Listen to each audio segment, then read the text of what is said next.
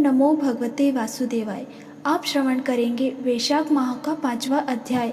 इस अध्याय में ब्रह्मा जी को यमराज को समझाना और भगवान विष्णु का उन्हें वैशाख माह में भाग दिलाना। ब्रह्मा जी ने कहा, यमराज तुमने क्या आश्चर्य देखा है? क्यों तुम्हें खेद है? भगवान गोविंद को एक बार भी प्रणाम कर लिया जाए तो वह 100 अश्वमेघ यज्ञों के अवभृत्य स्नान के समान होता है। यज्ञ करने वाला तो पुनः इस संसार में जन्म लेता है, परंतु भगवान को किया हुआ प्रणाम पुनर्जन्म का हेतु नहीं बनता, मुक्ति की प्राप्ति करा देता है। जिसकी जिह्वा के अग्रभाग पर हरि ये 2 अक्षर विद्यमान हैं, उनको कुरुक्षेत्र तीर्थ के सेवन तथा सरस्वती नदी के जल में स्नान करने से क्या लेना है?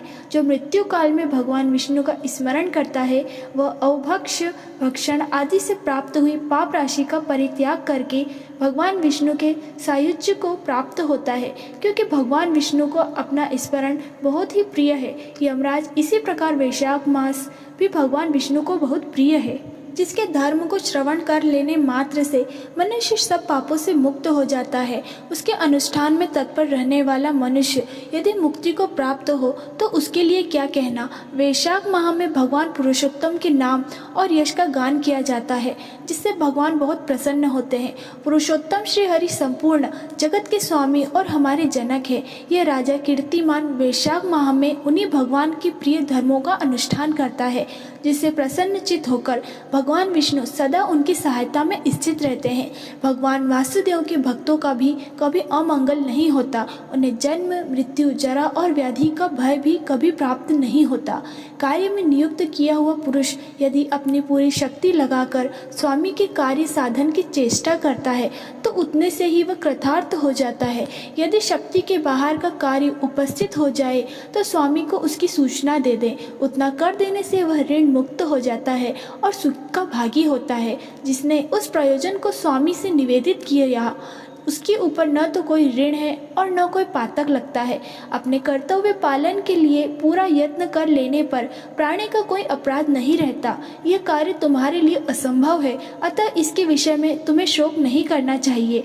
ब्रह्मा जी के ऐसा कहने पर यमराज ने दीन वाणी में कहा, तात, मैंने आपके चरणों की सेवा से सब कुछ पा लिया। तब ब्रह्मा जी ने पुनः समझाते हुए कहा, धर्मराज, राजा कीर्तिमान विष्णु धर्म के पालन में तत्पर हैं। चलो हम भगवान विष्णु के समीप चलें और उन्हें सब बात बताकर पीछे उनके कथा अनुसार कार्य किया जाएगा। वे इस जगत के कर्ता, धर्म के रक्षक और नियामक हैं। इस प्रकार यमराज को आश्वासन देकर ब्रह्मा जी उनके साथ क्षीर सागर के तट पर गए।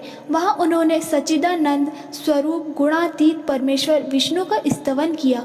ब्रह्मा जी की स्तुति से संतुष्ट होकर भगवान विष्णु वहां प्रकट हुए। यमराज और ब्रह्मा जी ने तुरंत ही उनके चरणों में नमस्तक किया।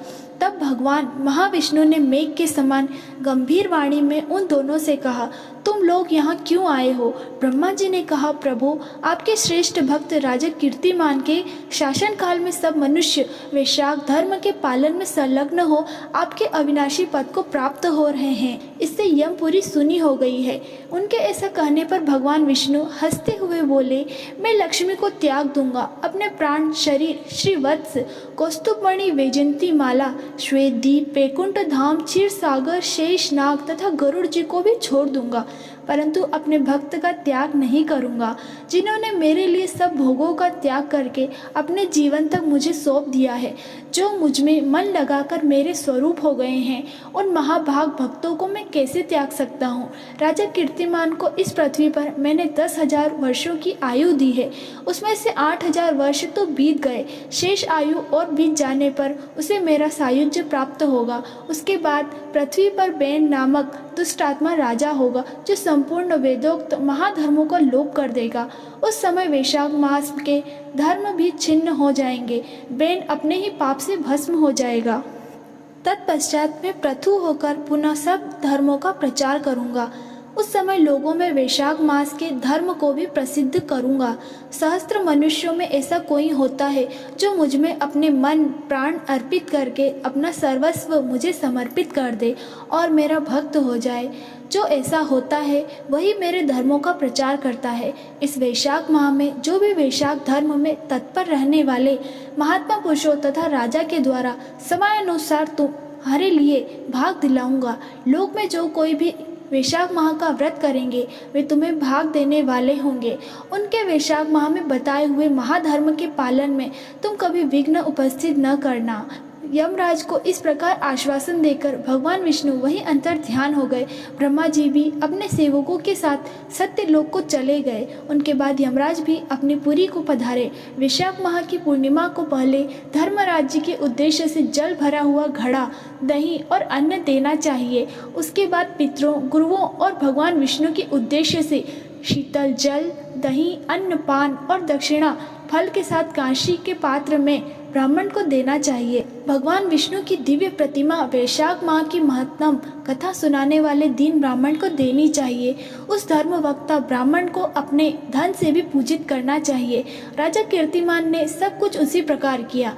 उन्होंने पृथ्वी पर मनोवांछित भोग भोग कर शेष आयु पूर्ण होने के पश्चात पुत्र पौत्रों आदि के साथ श्री विष्णु धाम को प्रस्थान किया। मिथिलापति ने कहा, महामति दुरात्मा राजा बेन प्रथम मनन्वंतर में हुआ था और ये राजा इक्ष्वाकुल कुलभूषण कीर्तिमान वैवत्स्व मनन्वंतर के व्यक्ति हैं। यह बात पहले मैंने आपके मुख से सुन रखी है, परंतु इस समय आपने और भी बातें कही हैं कि राजा जब वैकुंठवासी हो जाएंगे उसके बाद राजा बेन उत्पन्न होगा। मेरे इस संशय का आप निवृत्त कीजिए। श्रुतदेव कहते हैं, राजन, पुराणों में जो विषमता प्रतीत होता है वह युग भेद और कल्प भेद की व्यवस्था के अनुसार है। किसी कल्प में ऐसा हुआ होगा कि पहले राजा कीर्तिमान और पीछे बेन हुआ होगा। इसलिए कहीं कथा में समय की विपरीतता देखकर उसके अप्रामाणिक होने की आशंका नहीं करनी चाहिए। यहाँ पर वैशाख माह का 5वां अध्याय समाप्त होता है। ओम नमो भगवते वासुदेवाय।